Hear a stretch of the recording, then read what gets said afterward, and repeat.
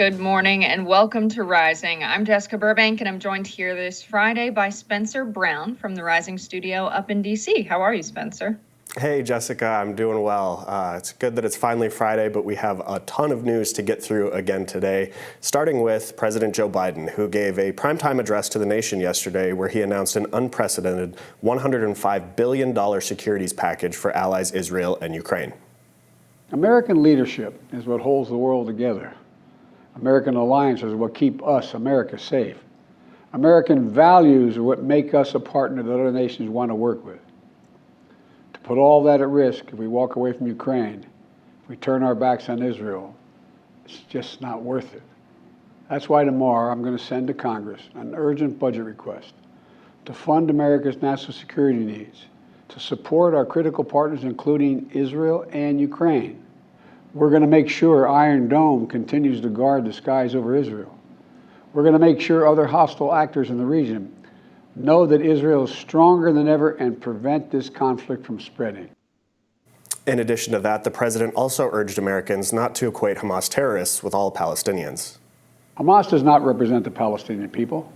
Hamas uses Palestinian civilians as human shields, and innocent Palestinian families are suffering greatly because of them.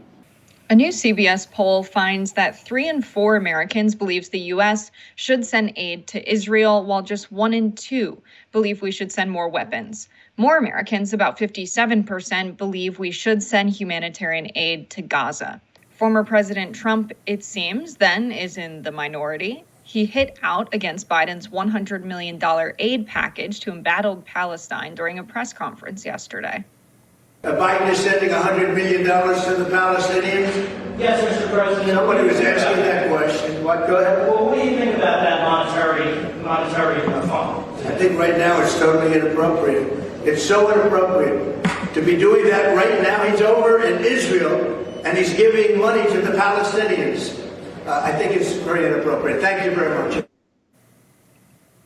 I don't know. Where I stand on this is Donald Trump, I think, probably just shouldn't even be making comments about it. $105 billion proposed to Israel and a measly $100 million to Palestine. I'm sure the United States will make sure that this money is not going towards weapons. They'll likely make sure that it is spent before it's ever in the hands of Palestinians so that it is guaranteed for humanitarian aid. I don't know if Donald Trump had as much experience with humanitarian aid when he was president, because for him to be saying this it doesn't add up when you think about the conflict, the nature of the conflict, how much money is proposed by Joe Biden to give in Israel to be used for weapons and to bolster up Israel's military. We've already given $158 billion to Israel. I don't think $100 million for Palestine is something that Trump has any business being angry about. I have no idea where he's coming from here. It doesn't make sense.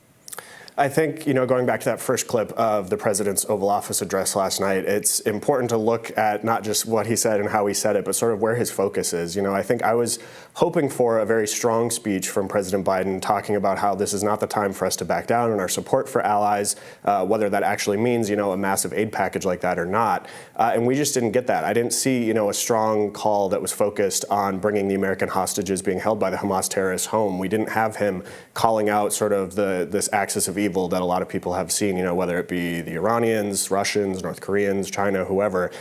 It was just not that forceful. And it seemed like the speech was predominantly about Ukraine, even though sort of the impetus for this speech was the situation unfolding in Israel and what's happened to that country. And I felt like that wasn't there. And I think, as President Biden in his speech, it wasn't in that clip, but in his address last night, mentioned that it's still basically a question of if the aid that he's sending to the Gaza Strip is intercepted or stolen by the Hamas terrorists. And it's almost impossible for the United States, or Joe Biden especially, to say that that's not going to happen. Because again, Hamas is the elected government there in the Gaza Strip. They control basically everything. That's why we've seen such horrible conditions there, even before this attack from Hamas into Israel and the aftermath of Israel responding to that. Things there have not been good for a long time, and it's because Hamas has been the government, and their main priority is not providing services to their people. Their main duty and what they've been doing is doing terrorism against Israeli civilians. And so, the aid to them shouldn't even be necessary. They shouldn't need that aid. Hamas was given the Gaza Strip to run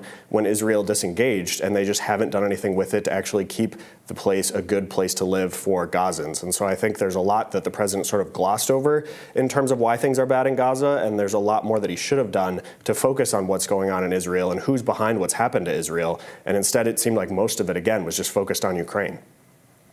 Yeah, I think the president's going to have a really tough time making the case for any aid going to Israel. I think Trump would have the same issue making the case for more aid going to Israel. Humanitarian aid is a different story, but sending more money for weapons and to bolster up the Israeli defense forces, the Israeli military, I just don't see it happening. I think more people than ever are paying attention to what's going on in the conflict. More people than ever are aware of the occupation that's been in place since 2007, the blockade on Gaza, where we have Israel controlling the territorial waters and airspace over Gaza, having control over their electricity and their food. And I think many people are not happy with how things have gone with Israel over the past week. Reports of war crimes, the retaliation by Israel's military. I think many people are skeptical that to drop 6,000 bombs on Gaza and 4,000 tons of explosives of munition on Gaza, I think people are realizing that that's not defense. At that point, that's retaliation when so many civilians are killed. And I think people are skeptical that so many US dollars are going to fund Israel's military. I think we're at a time where the American public is approaching a mindset of being against US intervention. And I think we can learn from previous interventions that usually doesn't stop the US military from partaking or going forward with their intervention. But I think it's a time of reckoning because in the age of social media, we have so much evidence of what's going on beyond what mainstream media and the White House is telling us.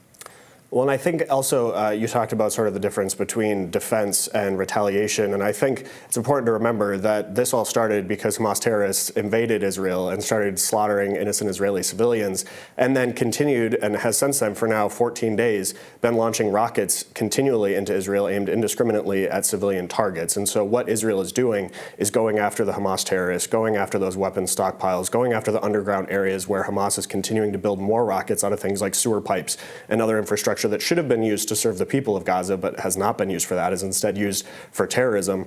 And so Israel is still defending itself. This is still not in the phase of retaliation because Hamas terrorists and other terrorists in the Gaza Strip have continued to launch attacks on Israel. And so we haven't gotten to the point where they're not defending themselves.